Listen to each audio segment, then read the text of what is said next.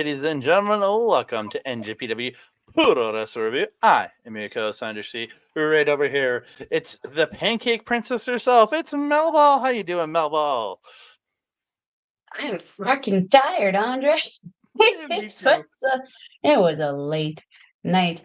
We almost watched 11 hours straight of wrestling between AEW, Stardom, and NJPW. We watched a Yeah, lot of wrestling and we ate a lot of pancakes. yeah. Long night, but awesome night. We started with AEW at 6, and then at 9 we watched the Stardom Gate show, which we might recap that on just the final match on that one because a bunch of tag matches, but really good show there. Yeah, and then we watched Wrestle Kingdom as we're here to talk about on this episode. And really, really fun night. And I left your place at a little after 5. I want to say a.m. Oh, I want to say, yeah, yeah. I got home for a little. I got home a little before 6. Got to bed and woke up at noon, and I'm still feeling tired. same, same. Yeah, It is 7-ish, 7:15 p.m. evening time here. I'm evening going to time. bed after this. Like, I am just tired. See, I'm not even speaking properly. This is going to be an interesting episode because I'm just going to be like, hey, blah, Heblah. I love it. I love that hey, blah. heblah of it all. Gotta add a little Mel Ball flair on it. I don't just blah, blah, blah. I huh, blah, blah, blah. Heblah blah blah. Heblah blah blah blah blah blah. Oh my No, yeah. goodness. Well, we got to watch an incredible show. But before we get into that, I want to thank each and every one of you guys. We really do appreciate all the great support you have given us here at Andre Melball Wrestling Talk. So if you could please keep liking the video, subscribing to the channel, commenting down below, sharing us out, checking us out, and also or if you're supporting over on Sunday Night's Main Event, thank you so very much. Subscribe to the channel, and like them, send some comments into them. Let us know if you're liking us over there. So on both, and then on our YouTube channel, don't forget to hit the subscribe button or the notification button to be alerted every time we drop a new video. Ding dong. Hello. Oh my Uh, goodness. so yeah, long. It was a long day of wrestling, but I think it was really a really good time. Like Yeah. over the night, I think, and like I'll admit, going into this year's Wrestle Kingdom was one of those years where I was a little bit less enthused on this show than past years. You How'd you feel mentioned about that, this? yeah. Like I don't know. It's just one of those years where I thought, yeah, it'll be a good show, but I wasn't like last year. I was I was super amped for it last year, but this one I think really still delivered really strong. I agree. I agree. Yeah, there were some matches that when we both went into it, we're kind of like, ooh, I don't know how that one's going to turn out. They turned out pretty dang good. Let's get into it, man, because the girl We needs to are get to we bed. are going to. Oh, whoa! Melball's jumping all around. Earthquake, earthquake. Jump up, and get down. Jump. No, No, she's tired. we're gonna That kick would it be a off lot of with effort.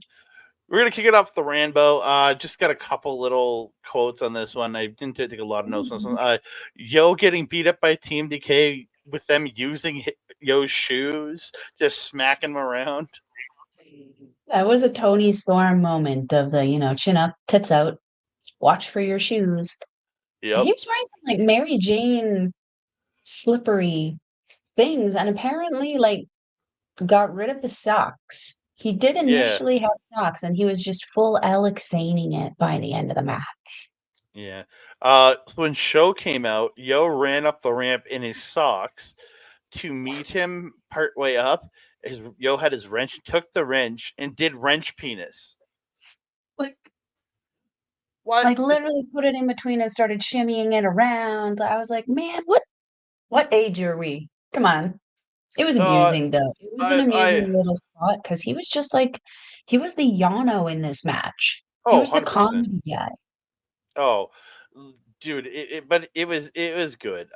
It was a fun, stupid little spot, but fun. We had the return of Iska, Iska was back. I'm not gonna lie, walking better than the current president of NJPW. Just gonna say, he actually walked to the ring, made it to the ring. Pretty spry, pretty And nice little Taichi. spring in the step. And Taichi bringing him an old friend. Mm-hmm. Bring Takeshi Iska the iron fingers, and he started throat chopping everybody with the iron fingers. I loved it, Including Taichi. including Taichi. Okay. So the final four came down to the final five of Okada, Yano, Yo, Ishimori, and Chase Owens. So Owens and Khan ended up on the apron on one side, and then Yano and Yo tossed Ishimori over the top, and he was skinning the cat, and they were trying to knock him off. So Khan ended up hitting an eliminator to Chase onto the apron, and he rolled off to the floor. So we got our final four of Okan, Yano, Yo, and Ishimori.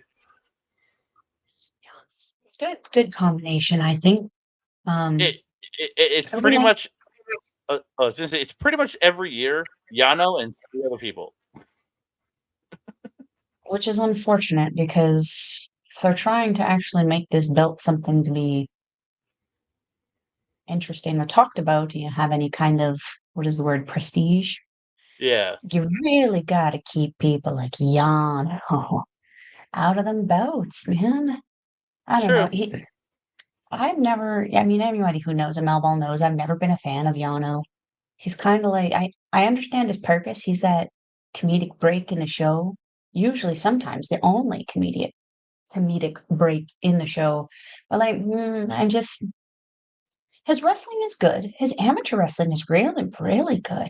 He just doesn't bring it out as much as he does all of his other shenanigans, which are not as horrible as House of Torture shenanigans, Mm-hmm. but it's close. It's close enough. It's in the ballpark for me. Um, I was very surprised. Chase Owens stayed in pretty much the entire time. First one Yeah, out. Yeah. first one out and the last one out. He outlasted his own War Dogs. He really did.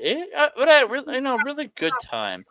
So We can't not talk though about the rope spot because my mm, goodness, TMDK was it playing bouncy balls with Yo's balls I can't on the remember rope? who, but somebody was, and he was just shaking him while he was just getting his I nuts feel like crushed it on the rope. started with TMDK and then ended somewhere with House of Torture. I'm not entirely sure. At that point, I was just laughing because it was Yeah. just this was glorious, glorious chaos in all of its definition. So yeah, the other participants outside of the five we mentioned were Gabriel Kidd, Alice Coglin, Jeff Cobb, Hinare, Shane Haste, Mikey Nichols, Tomohiro Ishii, Master Wato, Doki, Sho, Yujiro Takahashi, Yoshinobu Kanemaru, Takeshi Itsuka, as we talked about, Taichi, and then the other Chase Owens, and from the Michinoku Pro, I'm fairly sure, I'm not 100% sure, Fujita Junior Hayato was in this. Oh yes, the one who forgot his eyebrows at home. Yeah, I was like, what? What? You see, the guy had no I was eyebrows. really surprised the entire time, and I was concerned. I was like, "Wow, we've got another Yoshihashi on our hands." But nay, Yoshihashi does have eyebrows. This man did not. Yeah, it was a good, fun pre-show match, Very, and very then we had fun, about very good setup. then we had 15 minutes of downtime, and then we've got our first match of the main card. Um, this was interesting because couple weeks ago, they had these two teams had a casket match, and they had hung Akira over the turnbuckle like he was choking by a dog collar, and then you had TJP put into a casket and taken away. So Akira comes out wearing the Plague Doctor jacket. Mel specified that to me, so I knew that one. And he opened up a casket, and out comes this hand with like this bone claw hand, and then sits up as this guy with you see it like in the rice patties in in China with the hat or in over in Yeah, it Asia. was the Raiden The looking Raiden hat, hat. yeah, But he didn't yeah, have it on, he had it kinda covering his face, and he slipped it on when he, yeah.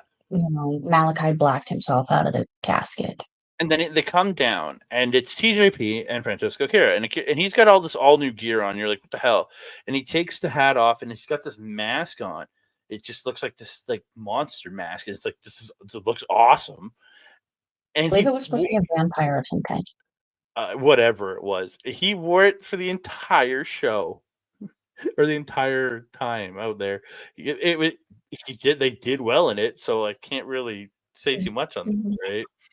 He actually changed his whole, like, not even just the gear and wearing the mask, his whole persona Mhm, of wrestling in ring. Because we were having some issues with the feed at this point, so we were trying to figure out where to watch it, so we actually missed how these guys started.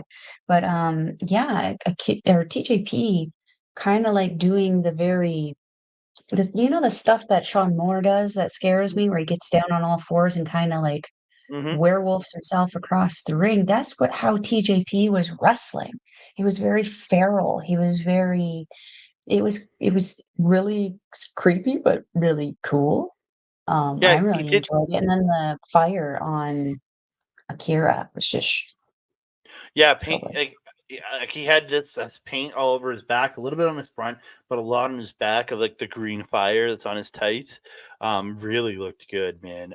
So there's a full clip off the by the War Dogs with Connors coming off of the apron to the floor on Akira.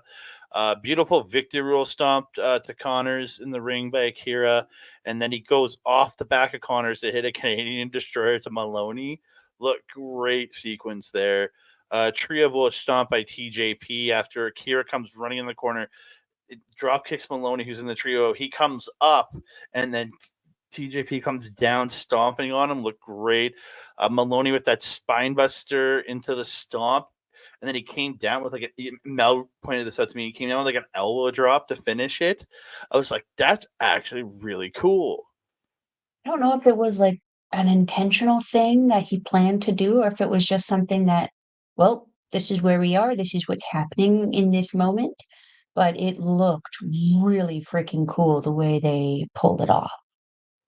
Yeah, and War Dog's in an all new white gear with their brand new custom titles with side plates that have the War Dogs on them. So yeah, like and then Maloney comes hits the Drilla Killer to TJP, and we both thought it was over here, but TJP kicks out at like 2.9. Akira gets a Spanish fly to Connors off the top, then hits a Fosbury flop to him on the floor. Um, and this is where they set up with Maloney. Sandwich knees by Catch 2-2 to Maloney, and Catch 2-2 get the victory. We're both really surprised with the brand new titles and everything, brand new gear. We really didn't think it was changing, and then yeah, it was just awesome match, man. Awesome way to kick off the main card. 100%. This is the 2nd year in a row that they have started off Wrestle Kingdom with Catch 2 and it has been the perfect start to the show. Um, the just and the whole thing about this was the gimmick and the story that was behind these 4 men going into this, with the War Dogs being a constant thorn in the United Empire and specifically Catch 2's side, especially with the, you know, introduction and then removal of Drilla Maloney to the United Empire over the last year. It was a very fun story to kind of come into conclusion because they can either completely separate and go into their own different feuds, which I think is going to probably be what happens, um, or they can try to come back at each other. They did leave this story kind of open but closed at the same time. Like, regardless of what happens, as a fan, I'm very happy with how everything got pulled off.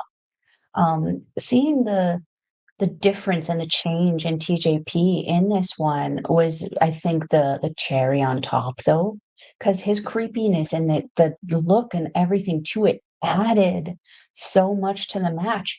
And for the first time, I think, ever, since the War Dogs have been formed. We saw fear on the face of the War Dogs coming down for this match. They were very hesitant to make their approach to the ring.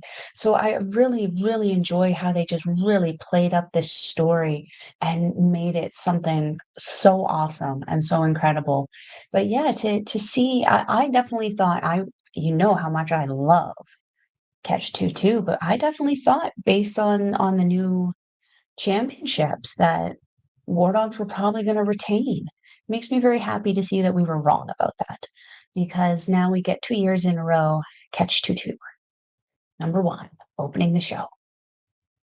Yay, us. I, I'm a big, like I said, we're big United Empire fans. I have a Catch 2 shirt in my room. Mel got me last year. I love this team. I really do. And so glad to see them continuing on. And I'm interested to see how TJP goes forward with this demon character that he's doing.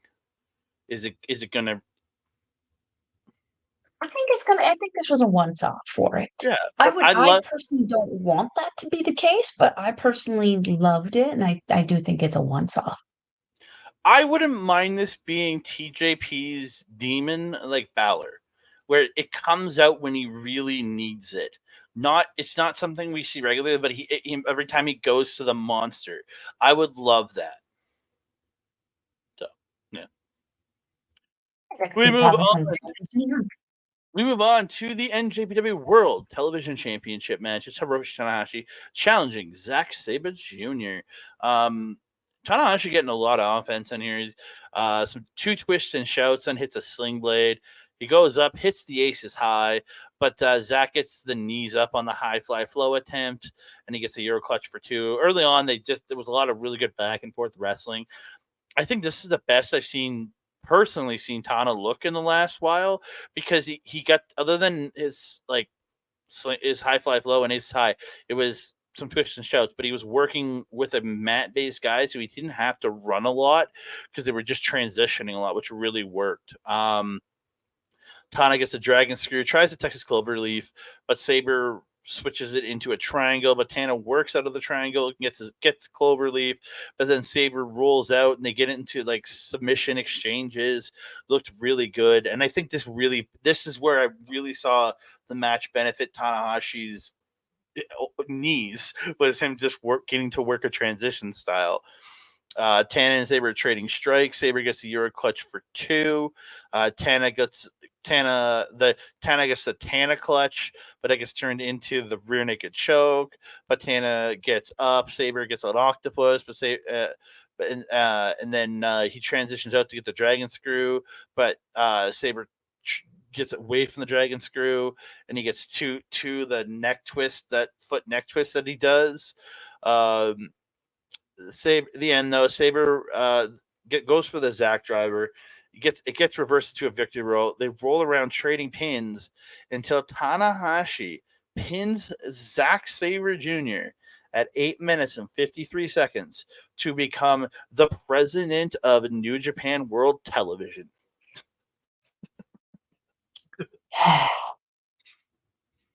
We were discussing this after it happened, and it's a great thing. I think that Tanahashi has now been put in the position that he is, but I made it very clear how I felt about people owning things and then suddenly they're a champion or they have the championship belt or they're always in contention with something. I don't like that. So the match itself was a fun ride, but the result, it was suspicious. It's sus. Um, I don't like it, but you are right. It did benefit Tana a lot because he didn't have to move a lot. And like arguably, again, I do have to agree, this is the best I've seen Tanahashi in a long time. That doesn't mean though that he should have won this match. Zack Sabre Jr. has been doing a tremendous job making this title look good, despite some what I would consider like high impactful losses, particularly in AEW this year. That being said, though, this TV title, I hate it. It looks like shit. But he gave it some prestige. He gave it something to be proud of in regards to it, because we you can't be proud of the look of it, that's for sure. But we could be proud that someone like Zack Sabre Jr. has been not only carrying the title, but like really not only making a name for himself, but really putting other people that he's been facing up on a really high pedestal. I mean, he faced Ren Narita, he faced Jeff Cobb, he faced Ishii. Like, it's been such a tremendous title run for him with this one. That being said, though, I feel that TMDK has been getting the short end of the stick. They've kind of been kented this year. Um, while Zack Sabre Jr. has been carrying this title. So maybe this is an opportunity for Zack Sabre Jr. to now, because we saw kind of later what was going on with the Never title. Maybe this will be an opportunity for him to go after something else, like maybe, um, you know, or sorry, not the Never title, the Global title we saw. So he probably can't go after that one, or at least not right now until that feud is over. But maybe the never open weight title could be something that he could consider, or maybe even that top belt. Who knows? I'm trying my best to look at this though as an opportunity for Zack Sabre Jr. to move up in the company, and that this is not a step back. That being said, I really don't know if Tanahashi, as much as I love him, I don't know that he can continue to give this title the prestige that Zack Sabre Jr. Put it at. I feel like it's either going to plateau or it's going to start to drop. And at that point, we're going to have to figure out what we're going to have to do, who we're going to have to put it on to make it not be the next KOPW nasty title that we don't want to talk about. Yeah, again, it's very much is that, and I really do hope that we get Saber move. I would love to see a feud with Saber and Tama. I think those two could absolutely tear it down. Mm. So we'll see where it goes. And then he did present the title to Tanahashi after and gave him the bow. So We saw a lot of that tonight. mhm. A lot of that. Yep. So we move Tana's gear was on. fire in this Oh, one. Sorry, just one last go ahead. thing. Tana's gear was legit fire in this one. He was Oh yeah. giving me like classic Tanahashi vibes, and like we know he's not his knees are really hella messed up right now. He can't do a whole lot in regards to working out with his build like he used to. He maintains that upper like nobody's business, but like his legs and his everything else underneath there is suffering a little bit, and like relatable. I've got knee issues, they hinder my workouts all the time. But when you look at this picture, it doesn't look at all like he's struggling. Like whoever made this had the right pattern, the right colors, the right everything to help out Tanahashi. And I love it. hmm Yeah, because his gear this year has been quite fire. The one that purple and red one that he had early in the last little while, and then now into this one, it's been looking great. Yeah, it's been a new style of design because he's been kind of doing the sleeves, kind of like Mm. those people who I don't know at WWE. Oh, Like, pretty deadly. yeah, yeah. I think it's almost like a little homage to them. I think it's cool. Yeah, I don't know the who they team are, of but I heard yeah. they're good.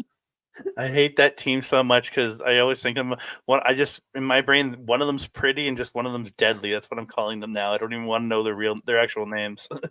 Hey, it's just like being FTR, man. Yeah.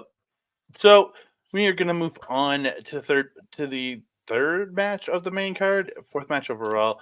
It's Yota Tsuji versus Yuya Uemura, a special singles match. Big suicide dive by Tsuji to the floor. He gets his electric chair drop in the ring. The chops by Uemura are solid. Sick drop kick to the face of Tsuji by Uemura. Like he jumps up and literally boots to the face. It looked fire. And Tsuji's tall, so this kid's got kite, man. Um, Huge bulldog for two by Uemura. Splash in the corner by Tsuji, gets Urimura up, but Urimura pushes him off the top, but Tsuji gets this super kick as Urimura's flying through the air and hits that Falcon Arrow neck breaker thing. Because he looks like a Falcon Arrow, but he brings him down sideways and looks like he's like hitting a neck breaker almost. But yeah, looks really good. Gets that for 2. Bridging Dragon Suplex by Uemura for 2, but the end of the match, Uemura catches Tsuji in the deadbolt, hits the deadbolt into the bridge, and we were both really surprised. Actually, we had Andreas watching, even he was like, "Oh, whoa!" He picked up the win, and we were like, "Whoa, okay." Yeah, this was another one, like one right after the other, where it's like the ride was great, but I really wasn't happy with the result. I do get that, like, we want to give these the Three Musketeers and arguably the fourth one, and Yuya Uemura coming back because, like, remember when I first started watching, Narita, Shota Umino, Tsuji, and Yuya Uemura were still, all 4 of them were the young lions at the side there, and Shota, I think, left first, and Narita right after, and Tsuji then next, and then Yuya Uemura, I think, was there for a few more weeks, or a month maybe. I don't. Time is not a very good thing for Melball after COVID. I can't figure things out with time anymore. But I have voiced my unhappiness that Uemura has not been considered one of those musketeers. Like, I get 3 musketeers and everything, but there was always a 4th. D'Artagnan was a 4th, and I guess Yuya is our D'Artagnan, which is weird to say. Yuya looking great. Like, he's not as, like, shredded as he was, but he still looks fantastic. I really liked his gear. Kinda wasn't very much different from his usual stuff, but I did really like the Fabio entrance that he did, where he had, like, the wind blowing through his hair, and it was down, just blowing. It was nice. I thought it was cool. It was different. It was unique from everybody else. So anyway, you can hate on him all you want. I'm not biggest fan of him either, but his overall look is an athletic look. He looks like an athlete. He looks like a wrestler. Some people don't. Just for finish, and they're still in it. Suji, though, I mean, giggity goddamn. This guy's moveset has become one of my favorites this year. Just watching him wrestle, that just unique combination of the lucha and traditional Western North American kind of wrestling has just been such a treat to watch. But the creativity and uniqueness in which he delivers all of his moves and just the speed, the unnatural speed for how large he is insane. It's something that baffles me about lucha wrestling because some of those guys, like, we saw Vikingo on AEW right before watching this, and holy heckity bickety that guy's all over the place. He's like Speedy Gonzalez. But then you have someone like Ultimo Guerrero, who's like at least not even twice the size, like at least 3 or 4 times the size of someone like Vikingo. And he can keep up with Vikingo. Like, what are they feeding people in Mexico? Those tacos must be, like, super powered or something. I need to get some, clearly. But, these like, Suji's my favorite thing he does is that 3-move thing. What is it? The strike, No, it's the the back. lariat, and then No, it's backbreaker, facebuster, stomp, isn't it? right, right, right. Yeah. I love that combo. The curb stomp combo is just so good. There's something else that he did. What did we call it? It was like a slingshot? We called it a slingshot curb stomp, didn't we? He came off something and he slammed his face into the ground? No, Or you're was that thinking of Finlay later. oh, okay. Well, we'll get to that later. I really enjoyed this match. I thought that it was 2 young boys just fighting for supremacy and fighting for bragging rights, and I feel that that unlocked something in both of them because, like, we saw Suji's debut match against Sanada, and one-on-one was just tremendous. But I hate to say it, but he had most of the heart in that match. he had to make up for it a lot because of the lack of sparkle darkle coming off of the champion. Yu Uemura has that sparkle.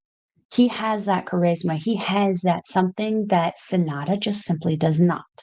So Suji was able to play off of that so well. The two of them just so aggressive with each other. I absolutely loved it. I thought it was almost like a, again, as I said, a bragging rights match. These guys are trying to put themselves above each other and then subsequently also Shota Umino and Ren Narita. Yeah, I don't agree with you, Murray. I think he's bland as hell. Gears is basic, and he's got no charisma. In my personal opinion, I find him just bland and boring. But that's how I feel. Suji, awesome. That dude is a shining star. Yui Mura, my personal opinion, I would never promote him above the KOPW title. But that's just I don't care for him. His moveset is boring. His charisma is non-existent. When he comes out and the women's blowing, I'm like, oh, okay, Karate wrestler. Great. And I don't like Yurimura. I remember this. I used to hate Doki, so maybe one day Yurimura will finally click for me, but I don't know. I do not see it in Yurimura. I do not understand what people like about this guy. I mean, I say the same thing about a lot of people that you like, so Yep. tomato, tomato, right? I mean, he's got more charisma than his leader. Just gonna point that out. Well, that's but everybody, dude. Taka Look Michinoku has ahead. more. Probably has more charisma than Sanada. Taka has more charisma than Sanada. Dude, Dick Togo. We all hate the Dick, but he has more charisma than Sanada. I'm sorry. Like Yeah, Sanada, I I I love the guy in let's ring, talk about Sanada but when we get to Sanada, though, because we yeah, will sit here yeah, for I'll shit on him while still praising him at the same time. We move on. Tag team match is Shota Umino and Kaito Kiyomiya taking on the House of Tortures, Evil and Ren Narita. I was not looking forward to this because I have to sit through House of Torture, and it was match. Um, Kaido and Shota end up attacking HOT before the bell because HOT is stomping on one of the was it Prosing Noah shirt? Yeah. And then Kaito and Umino get submissions, but the bell rings, so they think they've won. But the ref, but it was Toga the whole time. The ref gets taken out. House of in Torture that case, attack. it was Kanemaru on that one. Oh, Kanemaru, yeah. So I've got a we've got a brand new name for Togo's upside down nut shot that Andreas said. He called it the scrotum tickler. That's our new name for Togo's upside down dick shot there. So he hit him with the And scrotum tickler to Kaito you gotta Kiyomiya. text Charlton and Walker, let them know that. Oh, I definitely will. But Evo only gets two off of that. Umino has Narita through the ropes. Goes over the top. DDTs him. Literally autocorrected to dating. That's actually funny. DDTs him onto the apron and drop kicks Sho and Kanemaru on the floor. Evo's choking Umino with the shirt. Kaito's attacking Evil, but Sho distracts him. Evil hits everything is evil. German by German and a half by Umino to Narita for two. Narita hits so the end of it comes. Narita smacks Umino with this push up bar, and then he hits an X Factor and gets the win. Literally, he took his finisher from arguably one of the best in ring workers in professional wrestling, but the charisma vacuum that is Sean Waltman. So it makes sense. He's part of House Torture. So it's a charisma vacuum that has great workers as a part of it. So it makes sense for him to channel Sean Waltman here.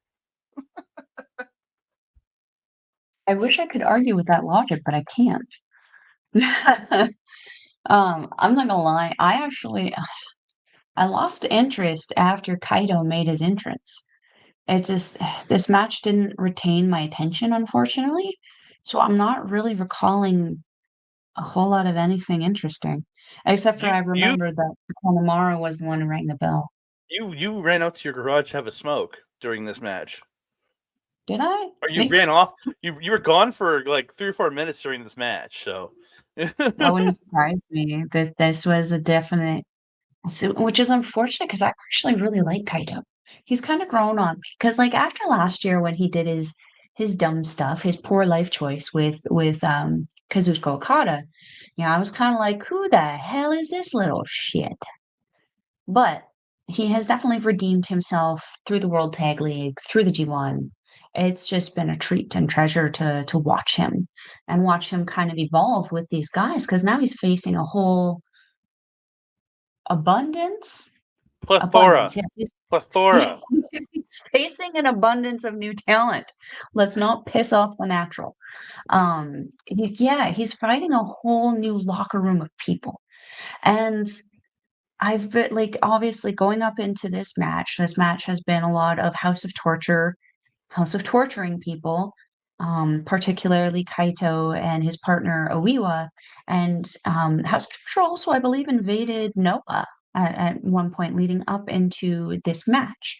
So, what I'm interested about is that we hate House of Torture. I mean, who likes House of Torture is really a good question. I feel like that list would be shorter. Who likes House of Torture? It, it, Um, if you like House of Torture and you're listening on either SNME or watching on our YouTube channel, leave a comment, message us on social media. We would like to know if you actually like House of Torture. I really do want to know. yeah, and then we also have some online therapy that we can and send your way that you can partake in to help you with your issues.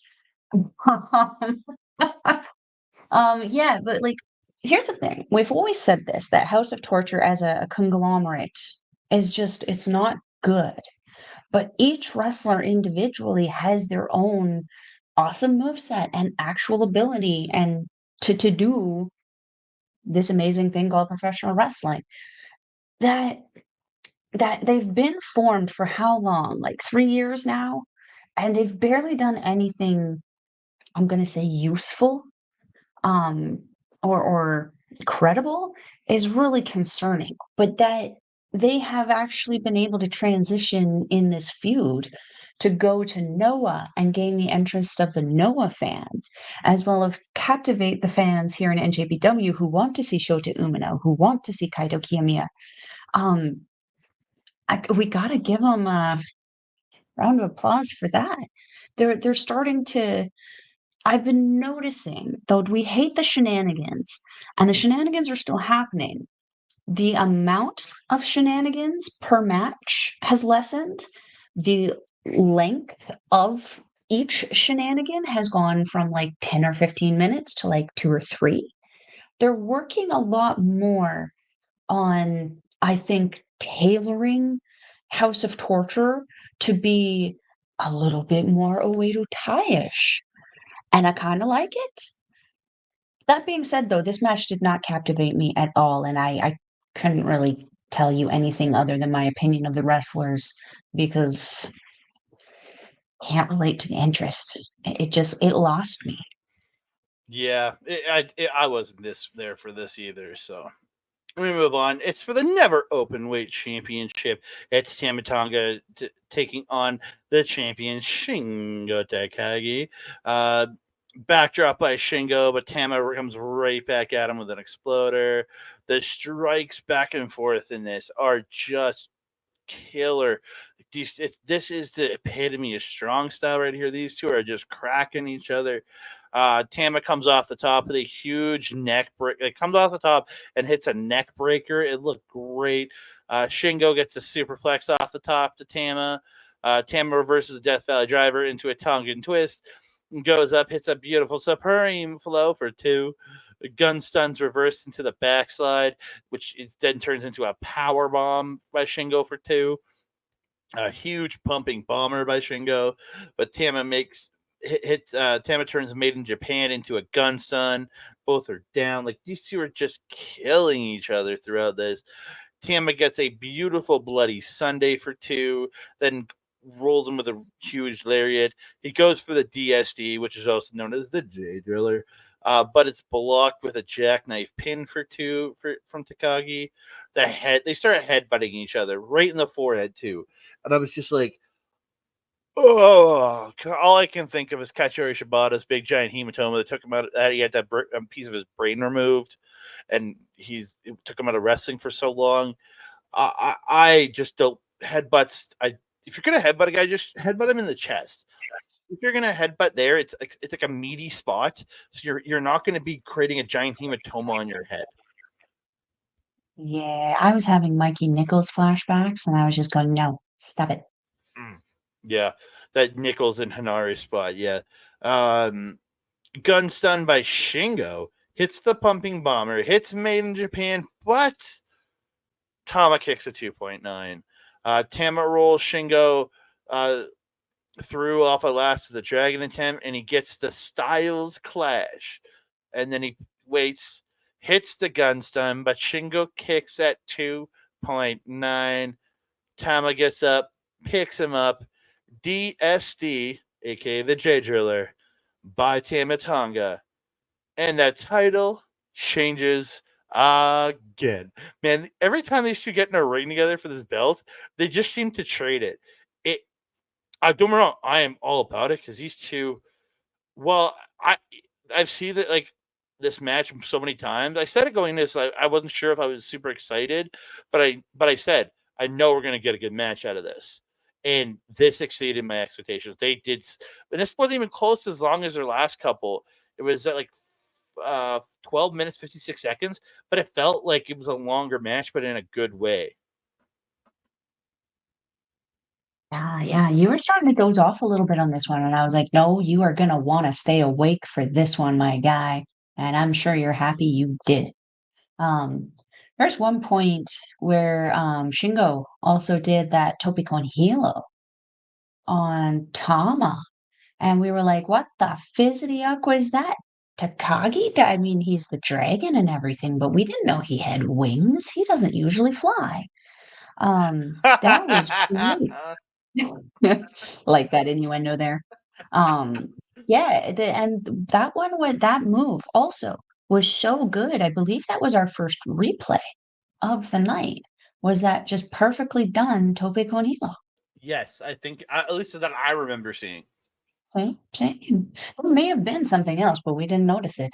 But this one, I even freaked out because I'm like, oh my God, we're getting a replay on this. What is going on? And they just had the cameras at the right place, the right time, everything. Takagi landed perfectly on Tama, rolled right on through, came up with his fist up. It was perfection. But you're absolutely right. This was a traditional strong style match. These guys were hitting as hard as they could, and every time they do get in the ring together, it does seem to be like a back and forth with these guys. Um, that being said, it doesn't take away from the belt like it sometimes does. Like with the KOPW championship, when it was kind of going through those changes with Shingo, then Taichi, then Cho, then Taichi, I was kind of like, eh. Not only just because I don't care about that belt, but just because it happens so often with that belt, we just kind of became used to it. The Never Open Championship was like that for a little bit, but um, I felt like back then the guys winning it, they just weren't doing anything with it. That was like back before Cobb joined United Empire, and he was kind of like doing his thing with like Elgin and Goto, and like those three were kind and Ishii. The four of them were kind of having that exchange back and forth. It was kind of a dark time for that Never Open Championship, in my opinion. But this kind of thing where they are excited about it, they're touring with it, they're taking it somewhere else. Takagi, if you don't follow him on social media, you definitely should. He's one of those guys who gives you that in look into what he's doing in his day-to-day life, and he takes his titles everywhere. I expect Tama's going to do the same thing. Tama's very active on social media, active in interviews, active in bringing NJPW to North America. I suspect this is a good thing. for the beginning of the year to start getting a lot more people interested in NJPW. I'm going to be sort of disappointed if we don't get Tama defending and an Eddie Kingston defense on the show in a couple of weeks, Battle in the Valley. Honestly, we should be getting both. I really do think so because Eddie and Shingo were both defending on the last couple New Japan Strong shows. If we don't get Tama out there, I'm going to be very disappointed.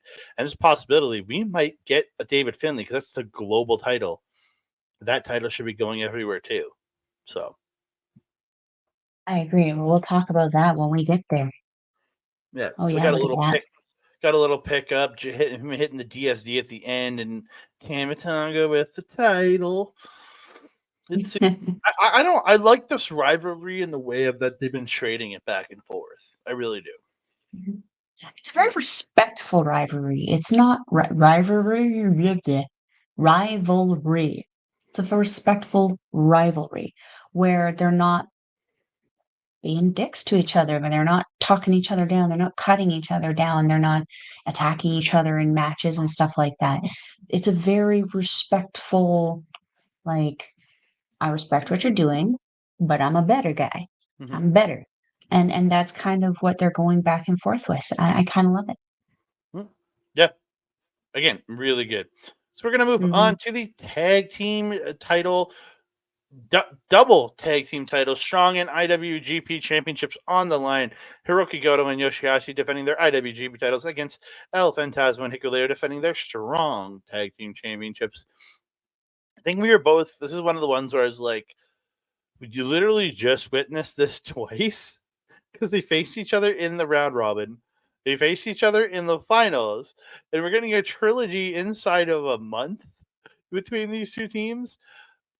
But and the finals match was 40 minutes of kind of pure awesomeness, and this one was good, but it was only 8 minutes and 56 seconds. So when you're coming off a finals match with 40 minutes and you only get 8 minutes or 9 minutes, I it was good. I had a good time with this. It just wasn't the same. Yeah, their matches beforehand were better. Mm-hmm. This one was This one fine. didn't enrapture me like the last one. The last one enraptured me a lot more. Like it caught my attention. I was like, "Ooh, I want to know what happens next."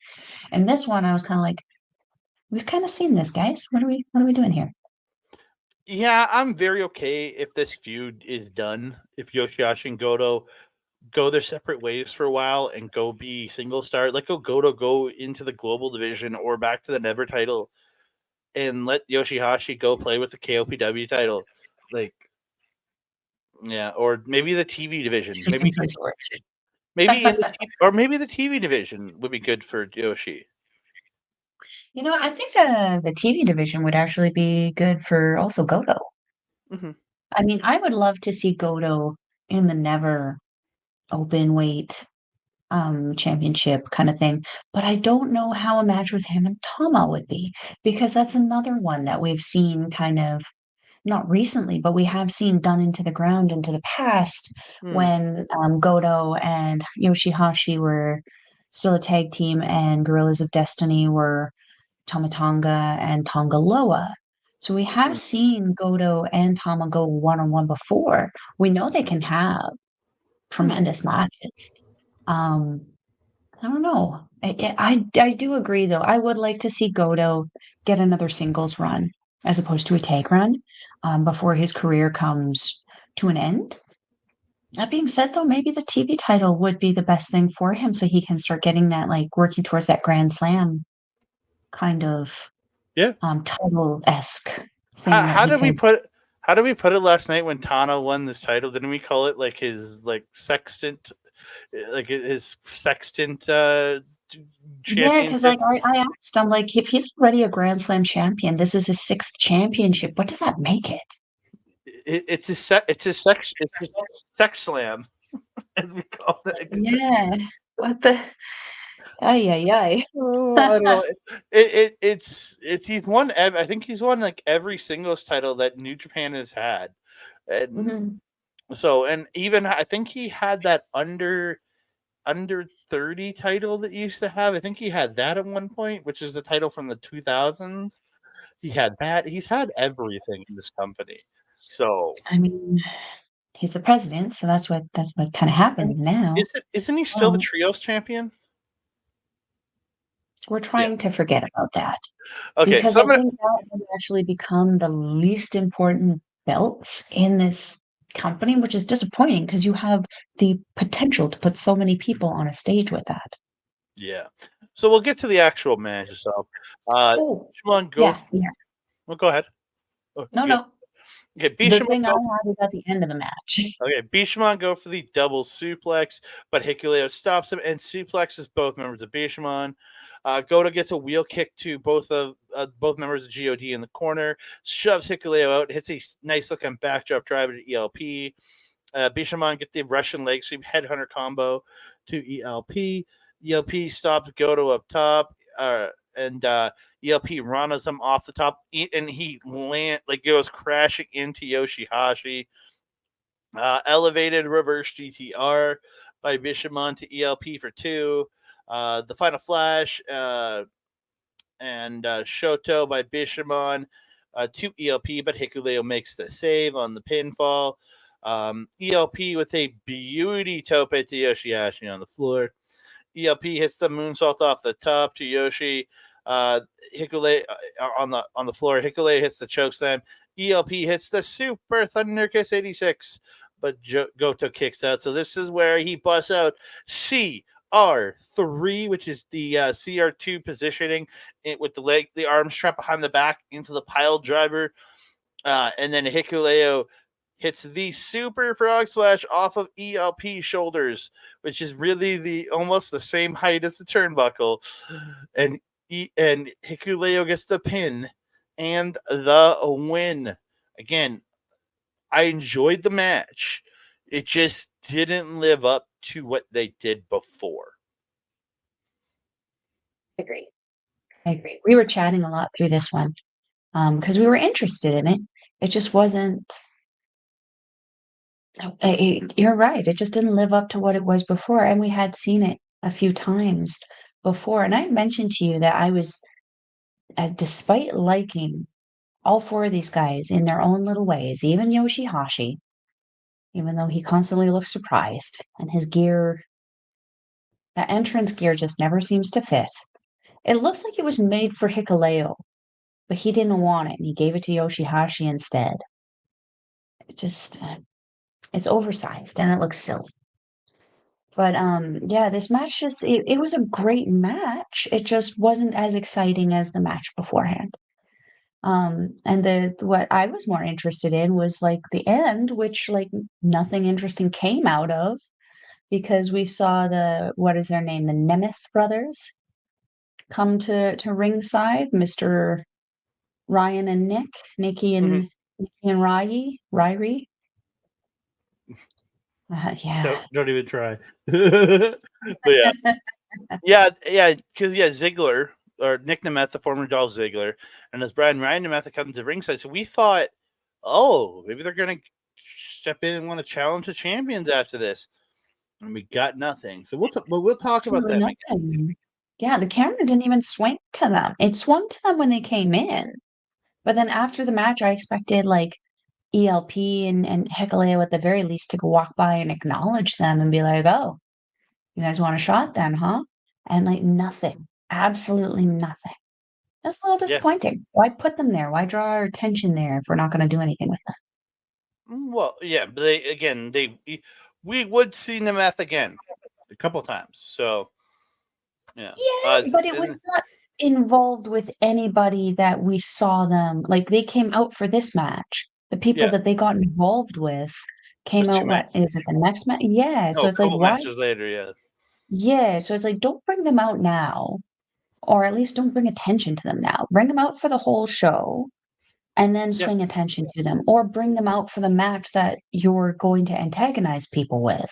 Mhm. But, like, for me, it kinda, like it took attention away from what was happening in the ring for me, which wasn't a problem, but, like, still, it was kinda like it was confusing. It didn't really make a whole lot of sense. Yeah. I'll say though, the gear on Hikuleo and ELP really nice, nice to I matchy feel matchy. I feel like ELP's channeling AJ Styles with his gear. 100%.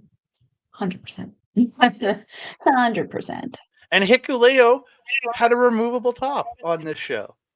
Yeah, yeah. At one point I looked up, I'm like, when did he take his top off? He's taking hints from his brother, man. Yeah. Yeah, it's certainly working out with him too. He's in great shape now. Dude's getting into great shape. So Yeah. move on. We're going to talk about the IWGP Junior Heavyweight Championship. Hiromu Takahashi defending against El Desperado. This is another one, and I even said this to Mel beforehand. I wasn't super excited for this because I've seen these guys. I'm done with Hiromu for sure in the junior side. He's been around for so long. I know he had the hiatus when he was hurt, but I'm just done with him. And Desperado's getting to that point for me. So I wasn't super excited going into this. I was hoping to see a newer face in this junior title match. I'm still on the point that Master Wato should be in the championship picture, but I'm never gonna get that, I don't think. But well, we're gonna He's get got some work to do before he gets to that level, though. Because as good as Watto is, he's not these guys good. that's He's your good, opinion. but he's not these guys good. He's Hiromu level crazy, absolutely, but he hasn't unlocked that fear, I think. Because there's moments where Watto hesitates, and that's where things usually go sideways for him. Whereas Hiromu and Desperado, especially, they kind of do stuff and then kind of go, oh, probably shouldn't have done that, but hey, worked out. We didn't die. Yeah. Despy hitting the toe bacon heel to Hiromu while he's doing his entrance. Just getting this shit started fast. Hiromu whips Despy into the barricade really hard on the floor. It was he gets Hiromu in the ring, gets a Death Valley driver into the corner. Spine buster for 2 into the stretch muffler by Despy, but Hiromu gets to the ropes. Despy really working over the knee throughout the match. Wheelbarrow suplex into it like wheelbarrows him up and spins him down into a flatliner. Great combo. We get a 2 count out of that. Despy counters a dynamite plunger into a harsh numero dos and just cranking on that numero dos for a good bit. But Hiromu does get to the ropes. Canadian destroyed by Hiromu to counter a move by Desperado that Desperado is going for. And then he follows it up with a pumping bomber. Dynamite plunger for 2 by Hiromu. Hiromu super kicks Despy up top, like while he's sitting on the top rope.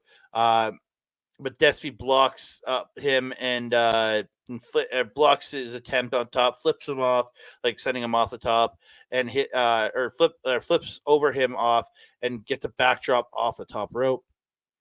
Hard elbow strikes by Desperado, and Hiromu comes back with the super kicks, angle slam, and the pinche loco by El Desperado. But Hiromu kicks a 2.9. The pinche loco is then reversed into a roll up for 2 by Hiromu, and then Despy hits the pinche driver, the J driller, then picks him up. Pinche loco, and El Desperado is your new IWGP Junior Heavyweight Champion in 14 minutes and 19 seconds.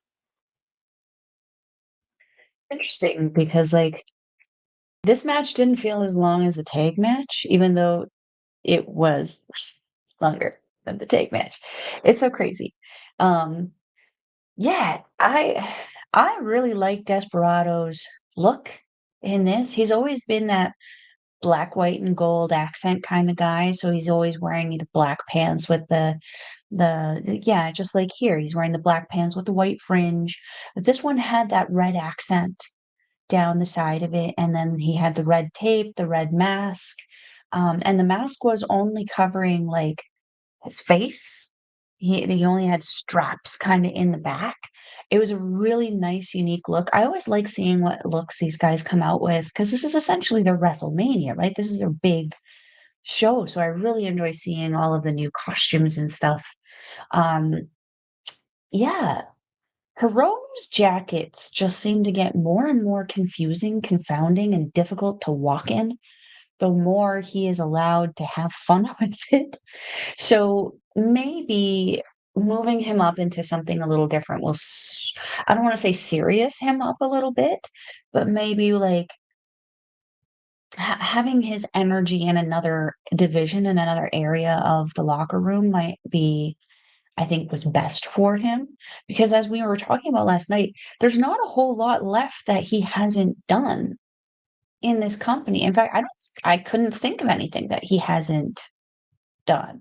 So I do believe it is time for him to move on, whether it is, going back and forth maybe between the US or NOAH or All Japan or something, because he has held that essentially that 24-hour belt from somebody for a little bit.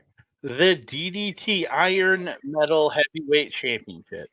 There you go. That belt just looks crazy, and it seems like a fun concept. When he was doing it, it seemed like a fun little interesting thing, with the story they told with his own faction trying to pin him at ringside.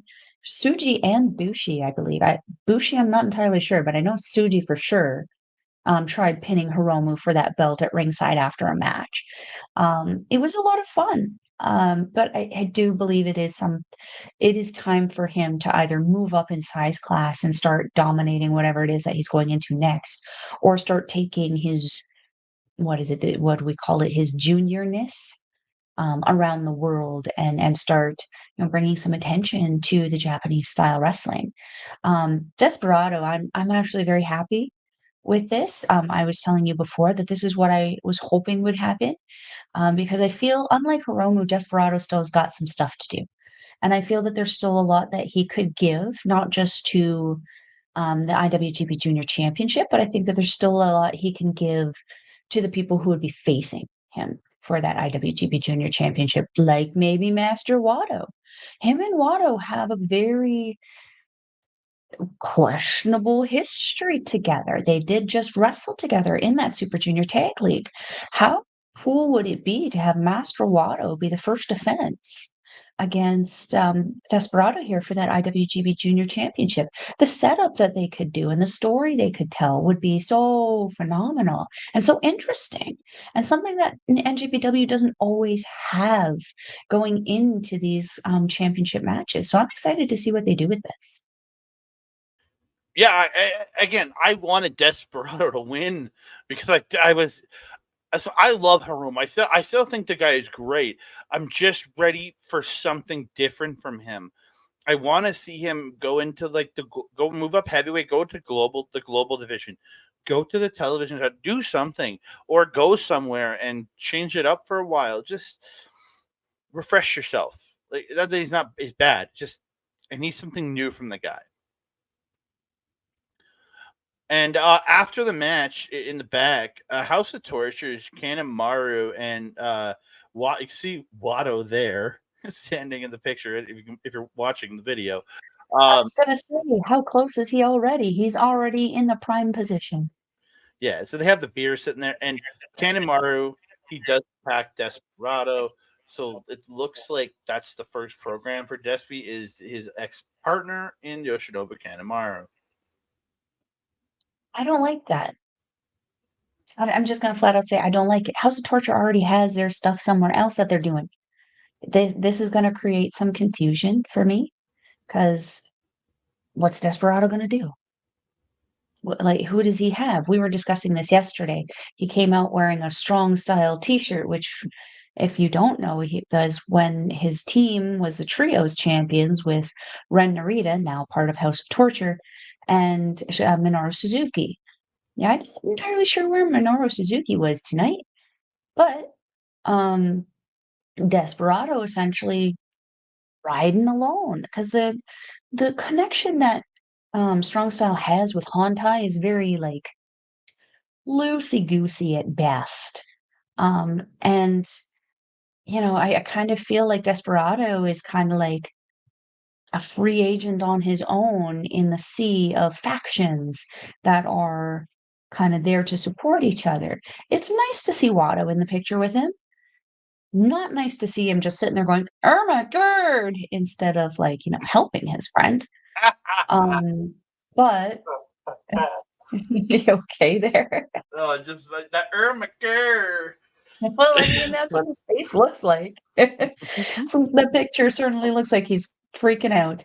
Um, I I don't know. I feel like this might be a tug of war for House of Torture, partially also because I don't feel that Kanemaru is singles title material right now.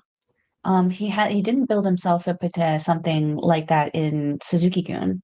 Mhm. He didn't have the opportunity to build himself at all in just 5 guys before jumping ship to House of Torture. And just in House of Torture, he's just kind of been that token guy, kinda like Dick Togo, who just kinda mills around the ring, throws weapons in when they're needed, does stuff like this. Like, he's kind of a guard, like a bodyguard. He's not really what I would consider a primetime player, in a specifically in a singles title division. That's not to say that he's not a great wrestler. I call him one of the most underrated wrestlers in NJPW, but I don't think this specific title is the way to get people to care about him. Um, No. I think maybe him and Show should maybe do the tag thing, but like again, House of Torture is already tied up with another thing. So like this doesn't excite me very much. I'd rather see No. Watto and Dusty. Yeah. So we move on to something that really excites us. It's the IWGP Global Heavyweight Championship inaugural match. We have Will Ospreay versus John Moxley versus David Finlay for this brand new title. Finlay comes out first, looking fly, new gear, new style. Just the guy looks like $1,000,000 right now. I am super impressed with this dude. Moxley comes out doing a Red Hood inspired. He had the domino mask on, and he had the like a mouth covering that was like a Red Hood style, like to represent the Red Hood mask. I loved it. And then we got what I thought was the best gear of the entire show, or just the best entrance gear. Will Ospreay comes like they start to do an Assassin's Creed thing at the start, and Osprey comes out. I think it's Jacob Fry from I think it's Assassin's Creed Syndicate. It's the one with the brother and the sister we get to play. He looks like Jacob Fry when he's coming out, and he lifts his hand up, and the hidden blade is out, and and then he kneels down and he takes the hat off and he goes into the stage, and then elevated starts playing because they had this ominous music with the Assassin's Creed logos, and he comes flying up, old school Osprey style, Rey Mysterio style, comes flying up out of the stage. The hood lands back on his head. I love the entrance. And then he takes off the jacket. On the inside of his arm, he's got an Assassin's Creed logo. And he said in an interview after, if it wasn't for Assassin's Creed, he wouldn't have the character that he has because his character is based on the assassins from Assassin's Creed. So, yeah, I absolutely love this. And then we got into a banger of a match. But Mel, just your impressions of all three men before we got into it, just coming out, and how you felt these guys were presented coming into this. Well, first of all, I've been on the David Finlay train for a little bit. He's been kind of biding his time this last year, before getting involved. Like he did have his feud with Tama, Mhm. but for that never open weight title for a little bit there. And I didn't feel that that was the best introduction that they gave the newest leader of Bullet Club. But yeah, his intro, the jacket and everything, I told you it looked very swerve, very cool, very he was very confident walking into that arena, and Gato looking like a Peaky Blinder just walking down at his corner. It was perfect. Mhm. Um, Moxley, I wasn't terribly excited to see, and then he had his intro, and I was like, "Oh, okay, this is a step up. I like this." Um, Osprey's was just it was perfection. I mean, Mhm. from start to finish, He's a showman as much as he is a professional wrestler. He knows and recognizes the value of the entertainment aspect of it, and he puts so much effort into his intros, into his music, into his gear, into how he does things in the ring, how he wrestles, his facial expressions. I feel like he's just that natural talent, though, in professional wrestling. We know a few, we know a handful. Um, but yeah, the intros for all three of these guys was just phenomenal and a great setup for the intro of this match. Yeah. So we get into it. Like Mox and Finlay are teaming up early, beating up Finlay on the. They go to the floor. Mox drops Finlay on the barricade in his crotches him on the barricade. Finlay fights back running into the barricades. Ospreay and Moxley do the double power bomb to Finlay through the table. Just this great sequence of just opening stuff. Ospreay gets a cheeky Nando's. Mox gets a super suplex. Ospreay gets a Spanish fly. Mox gets a triangle and then an armbar into a triangle. Ospreay picks him up out of the triangle and buckle bombs him, but Mox comes right back out of the corner with a lariat. Finlay gets back into this, and he finally gets back involved. Mox gets an ace crusher to Finlay. But then Finlay gets the better of Mox, starts beating on him. Release X-Plex by Mox. Ospreay hits that beautiful handspring flip kick to both guys. Mox hits a suicide dive to Finlay on the floor. And then Ospreay hits. We were thinking of going up to the top for Sky Twister. He just hits it a straight up moonsault. But Finley's nose gets broken, and Moxie's already been cut open by this point. Then Finley's nose gets broken, and you can just see the blood start to trickle out of his nose throughout the match. And you can see him. He grabbed his nose, and you could visibly see it was like out of place. You're like, oh, I felt so bad for the guy. As someone who has dealt with a lot of stupid amount of dislocations in my life, I related to him at that point because it's like, now you got to finish the match. And he probably didn't even know how much longer it was going to go. Mm-hmm. Now you're having difficulties breathing. And then on top of that, it'll start coming. He was coming, like his beard was kind of like the mustache thing was stopping it, but it was still getting in his mouth and stuff like that. When you're trying to wrestle and you're running, you're trying to breathe, you can't breathe through your nose because you're snorting in blood. Now it's running down your face, and now you're taking it in your mouth. Like, I'm surprised this guy just kept going, kept Mm-hmm. going. It was like it wasn't even there. It was tremendous. So yeah, Moxley gets an elevated Death Rider to Ospreay in the ring for 2. Then he puts on the Bulldog choke. Finlay comes in. Then Moxley turns on Finlay around, hits a pile drives Finlay onto Ospreay, and boots Ospreay in the face. It was like, what the hell? I love that because that's one of those things that's just so indescribably Mox. Like, there's just something he does. He just Yeah. seems like that guy, and it was so perfectly timed. It looked Yeah. great. So Moxley goes to the floor, starts tossing chairs into the ring. First one hits the top rope and bounces out. Super funny. Then he starts tossing them up and over. Ospreay stands up, turns, walks into it, and bang, he's hit with his chair.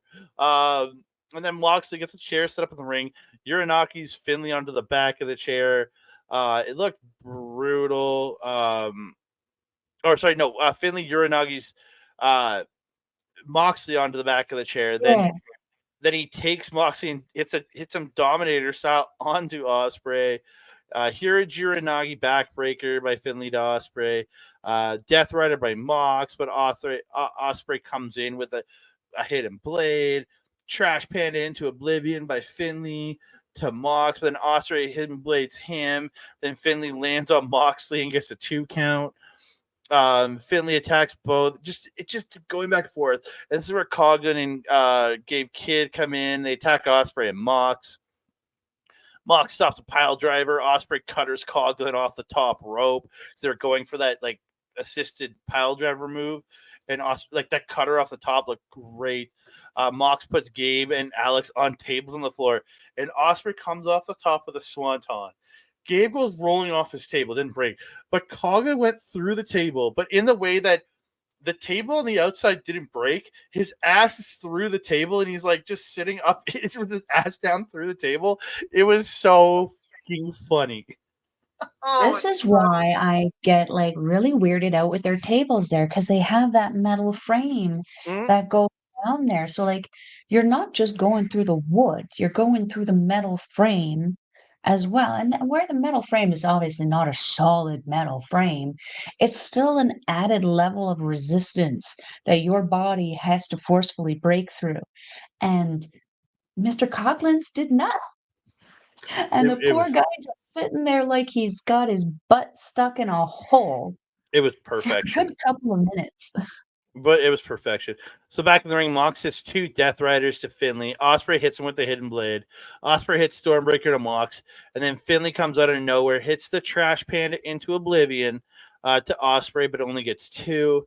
He hits this. He gets him in like a surfboard, but and he like curb stomp set up by Finlay to Ospreay, and he comes down, knee driving into the back of the head of Ospreay, and drives him into the mat, picks him up, Trash Panda into Oblivion, and to Ospreay, and Finlay gets the win. This is what we both, I think, really wanted to see. Like I wanted Ospreay. Oh, and I did get a picture of him with his entrance gear. I meant to show that earlier. Looks dope as hell there. But yeah, the Finlay with that, and the title, it has a similar look to the Intercontinental title, but a new updated kind of world look to be kind of more like, not to look like the old IWGP titles, but it looks great. But again, absolutely tremendous match. I thought these three killed it in the ring.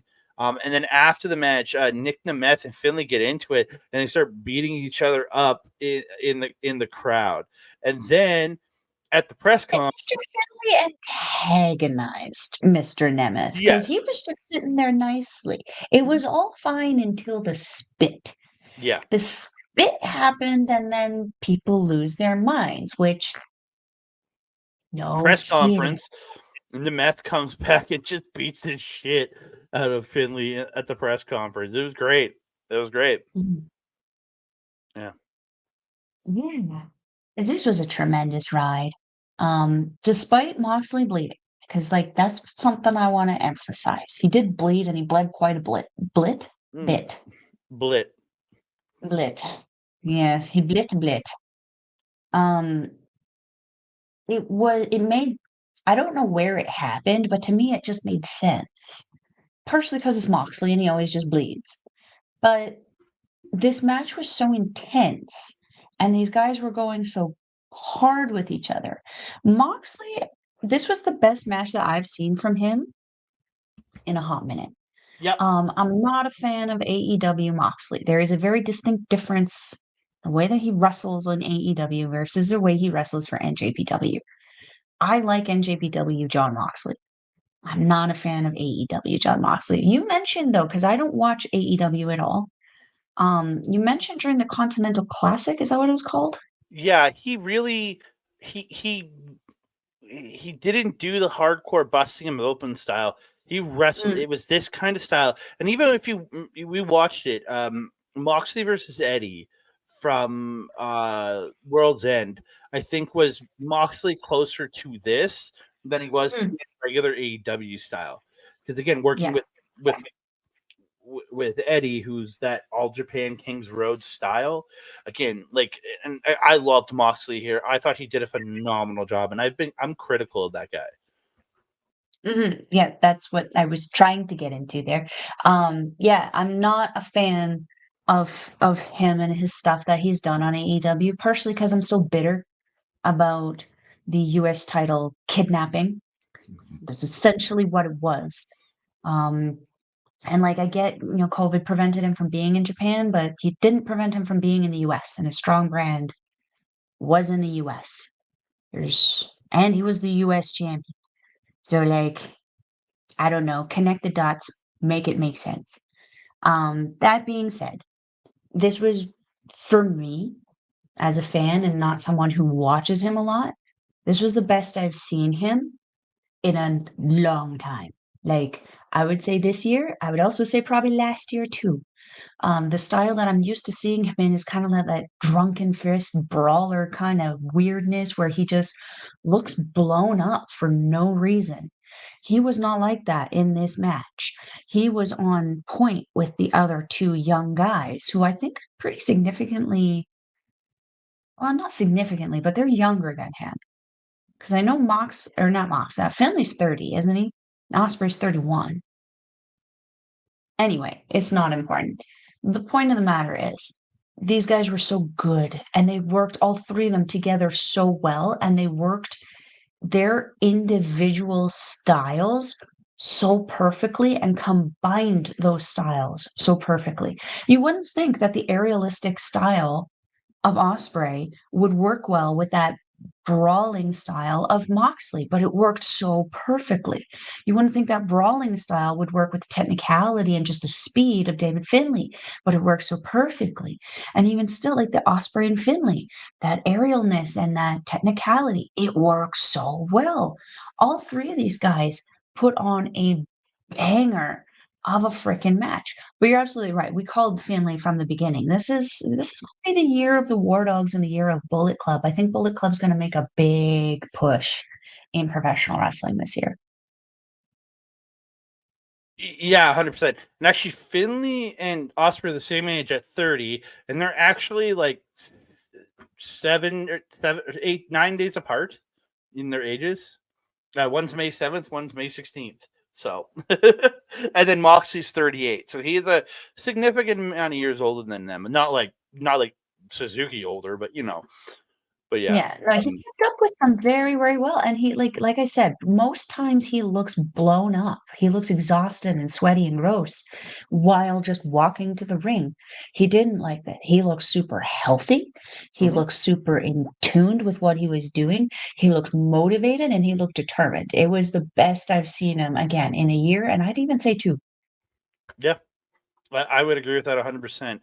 Um, we get move on to another special singles match. It's Kazuchika Okada versus Bryan Danielson. It's the second time they faced off in this last year. It's the first time they faced off in a singles match since Forbidden Door. They had the match in the fall where Okada broke another part of Danielson. He broke the arm in the Forbidden Door match, and he broke his orbital bone in their tag match. So Bryan Danielson coming in with the eye patch on, going back and forth early. They're just really good back and forth, these guys.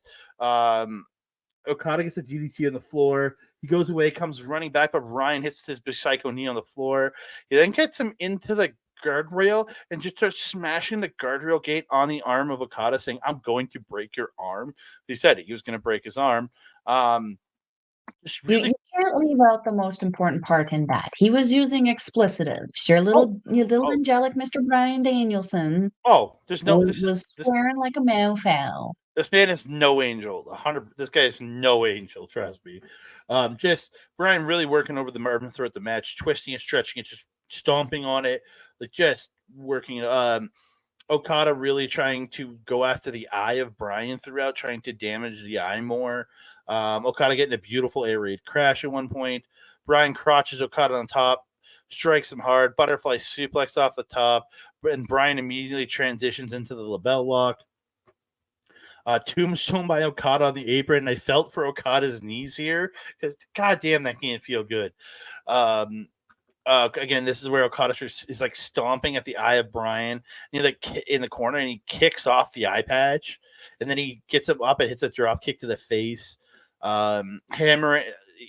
Brian takes control again, hitting that hammer and anvils, elbow strikes to the neck and the back of the head, just working him over.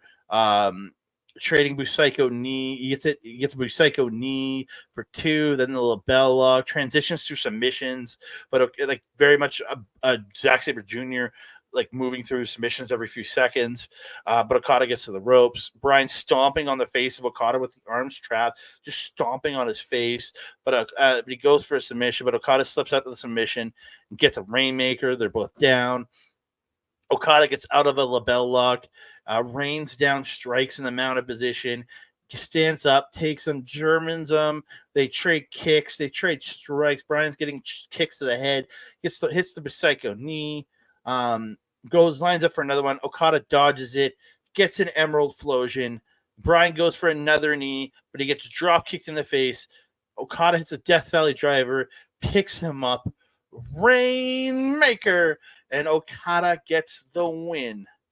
Was it at 23 minutes 30 seconds, and the match before it was 22 minutes 15 seconds. Like, dude, like these matches didn't even feel that long because they were so enthralling. Mhm, mhm. Yeah, Well, especially the last one. The last one felt like it was twice the length, just but in because a there was good way. so much happening, but it was in a good, positive way. It wasn't one of those ways where it was like, "Man, is this shit done yet?" It was, "Man, we can't end this. It's that dang good." Mhm. This one was actually another surprising one for me because, again, I'm not a big fan of Bryan Danielson. I do enjoy his wrestling style, but I mentioned his high level of technicality.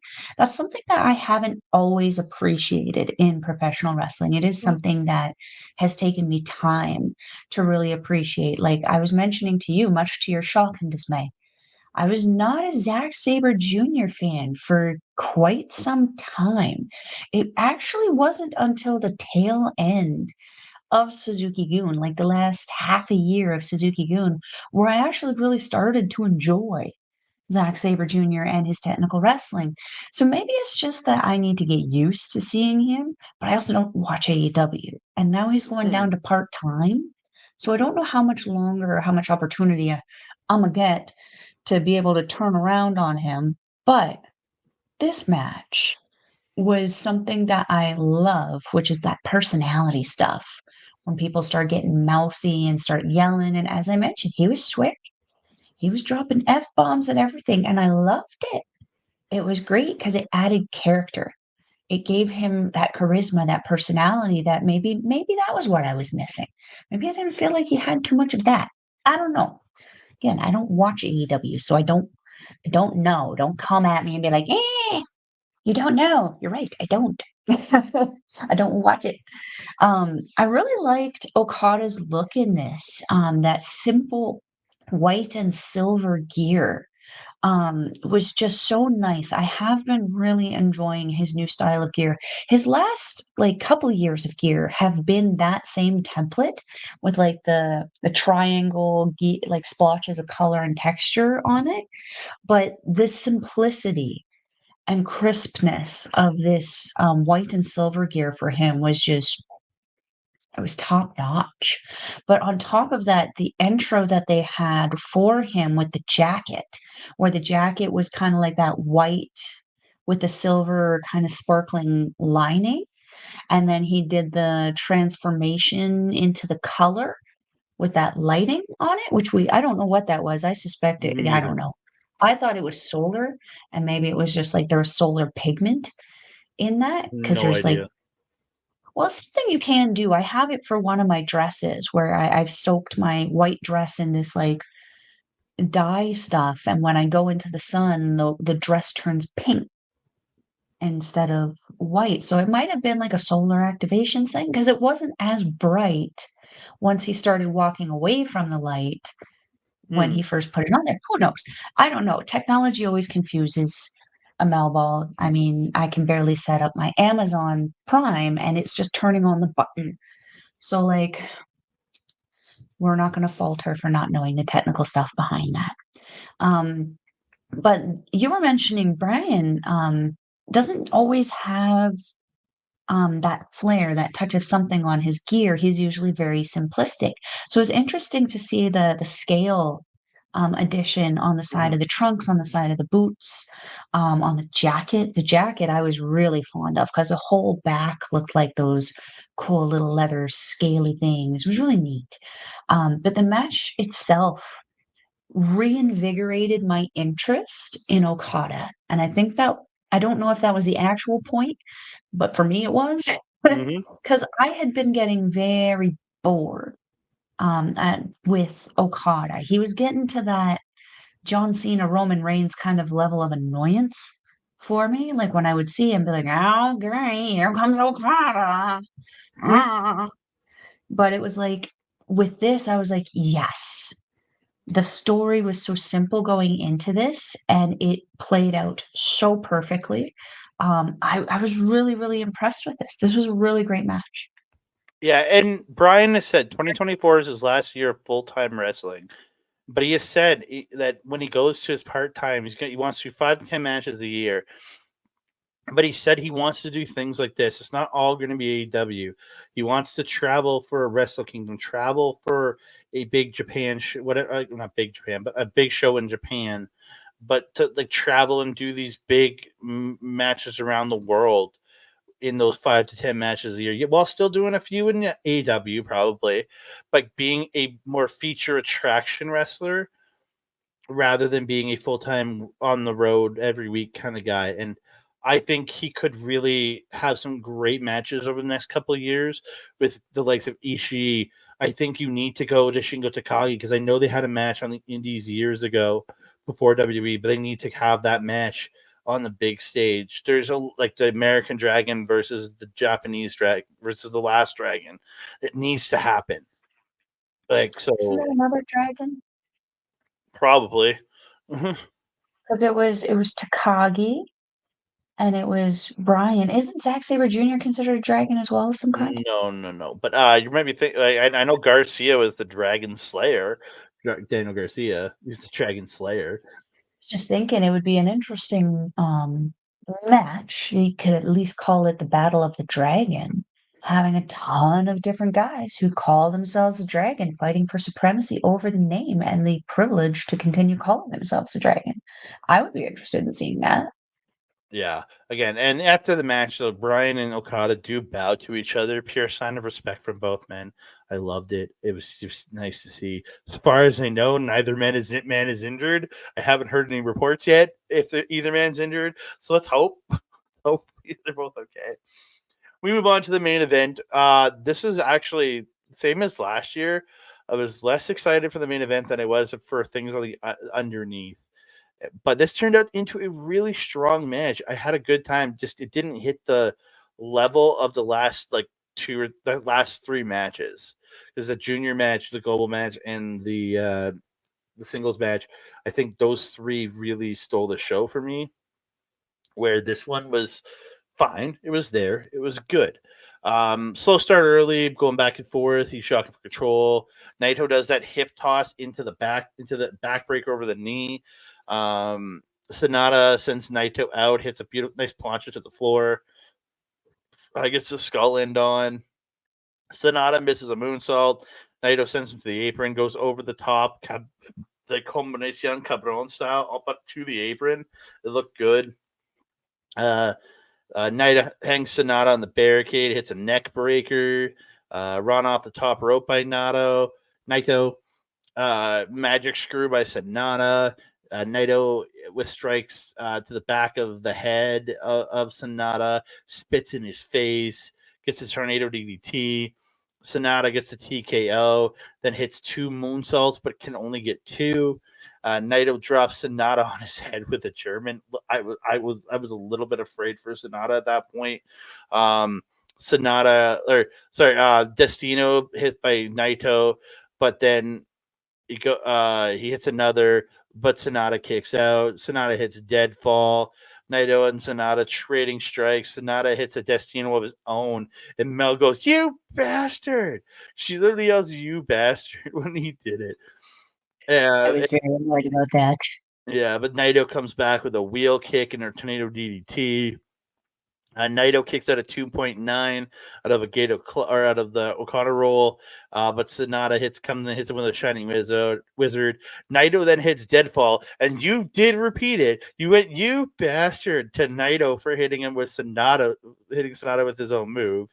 So you gave That is a dick move. yeah That is a dick move. you gave equal dick move feeling to both. Uh, Exactly. We give both the dicks to the dicks that deserve the dicks. Yeah, and he picks him up. Naito hits a brainbuster, not something you see him hit a lot. He then follows with and hits his Destino, and Naito gets the win. After the match, he's getting ready. Naito's getting ready to do his roll call, and Evil and Togo attack. And I'm like, no. I even joked about this earlier in the match as we're watching it. I'm like, yeah, Evil's going to come out and screw him over. And Evil saying, like, and it's being translated by Chris Charlton, "You're not going to get your roll call. Never let that happen." Then out of nowhere, Sanada comes flying in, hits Evil with the Shining Wizard, and Naito or Evil and Togo go to the back. Sanada and Naito kind of have this like moment of like, we're chill, we're good. And Sanada leaves as Naito's thanking him, and you can see him crying on his way up. Um, and then Naito finally he rolls off all the members of Lij, does his roll call, and he goes at Los Ingobernables da Japón, and the crowd is cheering.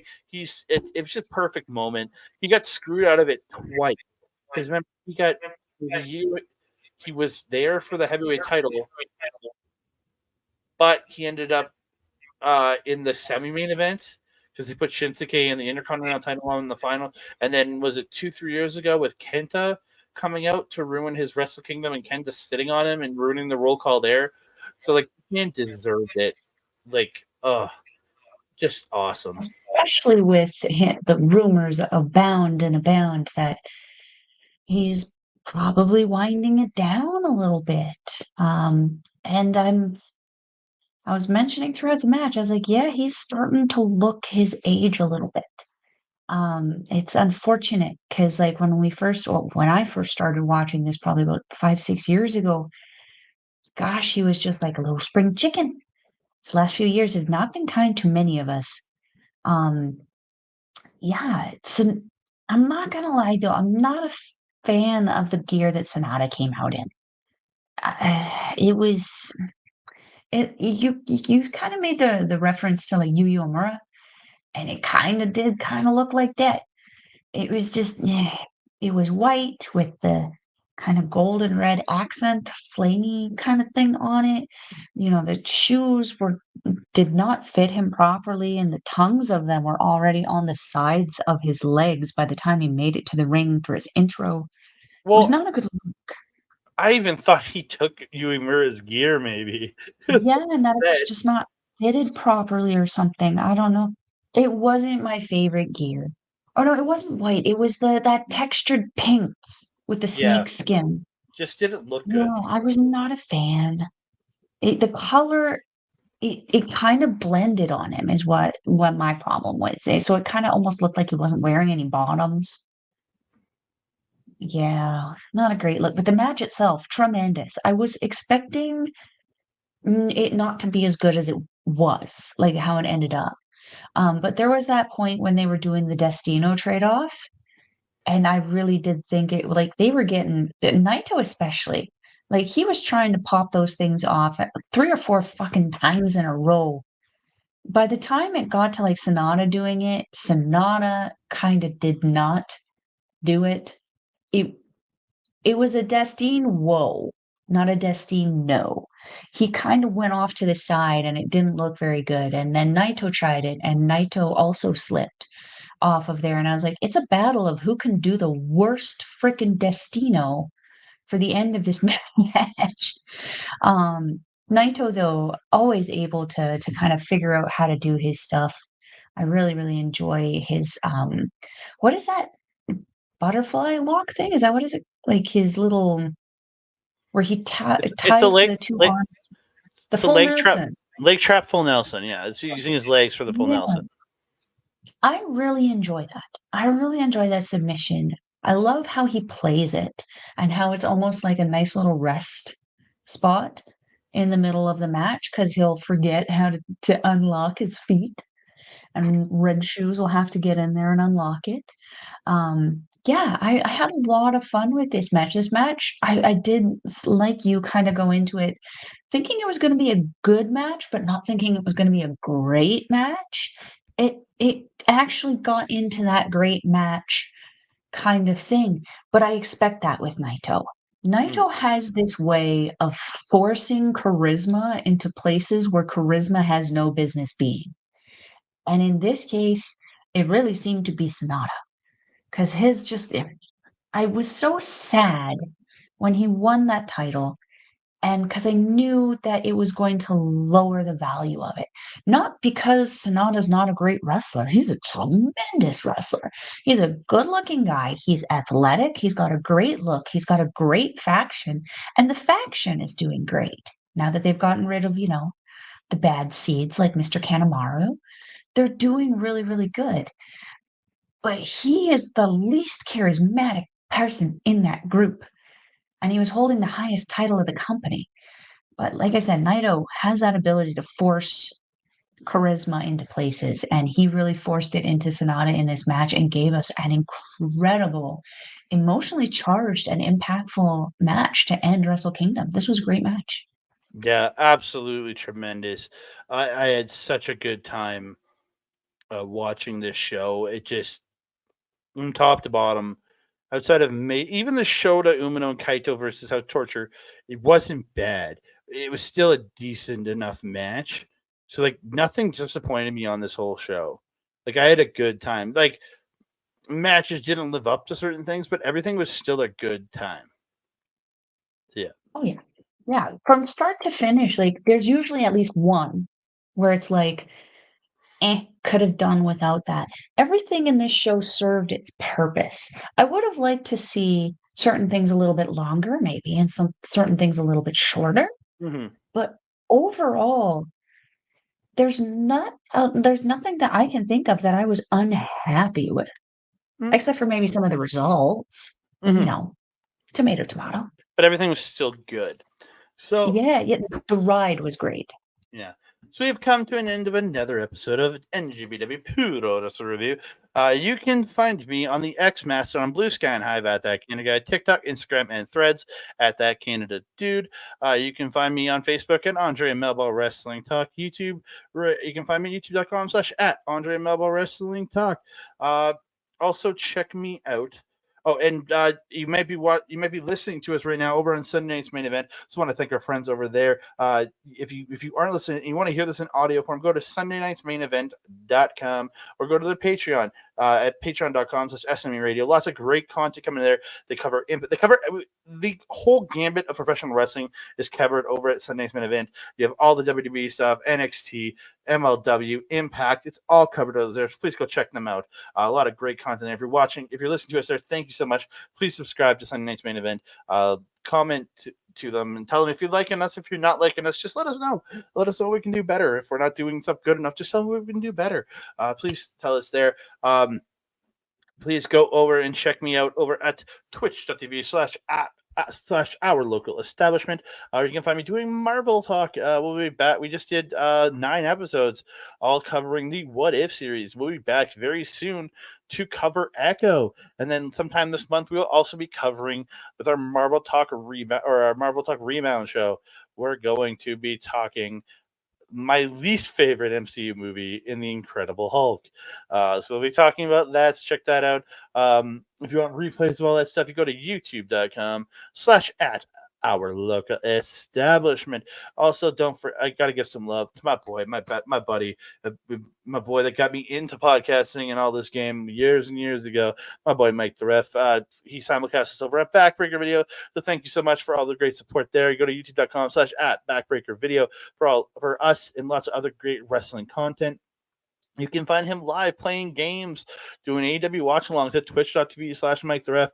If you want to see replays of that gaming content, go to youtube.com/at backbreaker_gaming, where you can find him, Mr. Rick Jules, Mr. PJC, and the freaking guest, Miss Kayla J. Kayla J. Love Kayla J. Kayla J. Melball, where can they find you? Not you. If you're wanting to follow Melball, you can find her on the X thing at Collins Melball. You can find her on everything else: Facebook, Mastodon, TikTok, Blue Sky, and Instagram at Melball Collins. You can also find me on our local establishments programming soon. We're having some spooky ooky-ish coming out this month, so you want to stay tuned to their socials to see about that. You can also catch Andre and I soon on our local establishment, where we're hopefully going to be doing some NJPW and Stardom weekly reviews, where we're going to talk about some of the important stuff that y'all got to know about happening over in Japan in regards to those two companies. You can also catch me on Asher Pizarro's YouTube channel, where we do our show, Ladies Wrestling Showcase. We post there usually every 2 weeks about all the things happening in women's professional wrestling. But Christmas has Miss Astrid a little busy because she gives you guys all of your booze.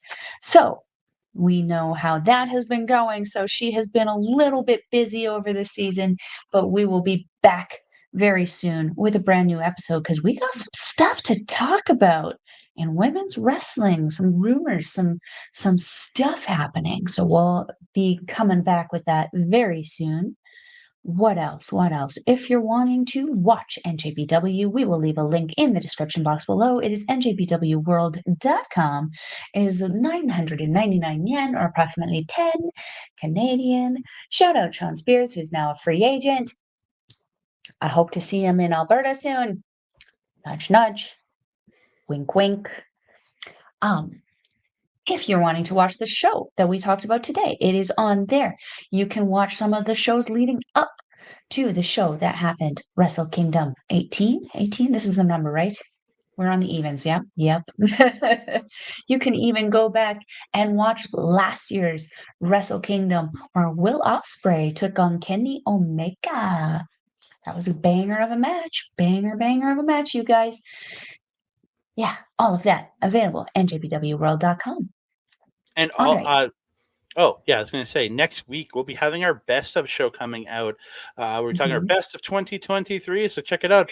The Kenny Omega Ospreay match might get talked about. We don't know, but please come check us out on that show. We'll be doing it on Chop Talk because we're going to be doing covering Stardom, New Japan, and the local indie scene. So it will be a special edition of Chop, our best of 2023 Chop Talk. So please check us out there. And then lots of great stuff coming from us very, very soon. Triangle Derbies. We're going to be covering the one-day Triangle Derby this soon. Yes, yeah. You can also catch Melball on our local establishments programming with Ed Fries, your other tag partner, where we are going to be doing another kind of review of the year, where we are going to be talking with Lauren Goodnight, who's going to be the AEW affiliate. We're going to be talking with Ed Fries, who's going to be the NXT affiliate. We've got another person, Bobby Munson, coming in with MLW.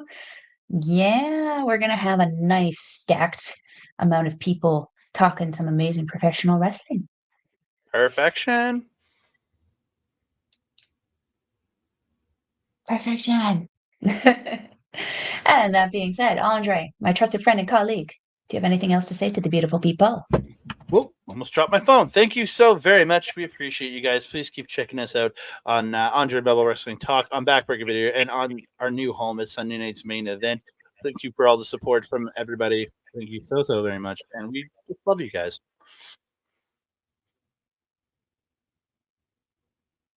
Ding dongs. Oh, notification bell. Ding dong. Hello. Sir. It's the most important part of this video. I would argue that, but okay. That being said, I am your mom. Over there is Andre. We will see you next time. Adios.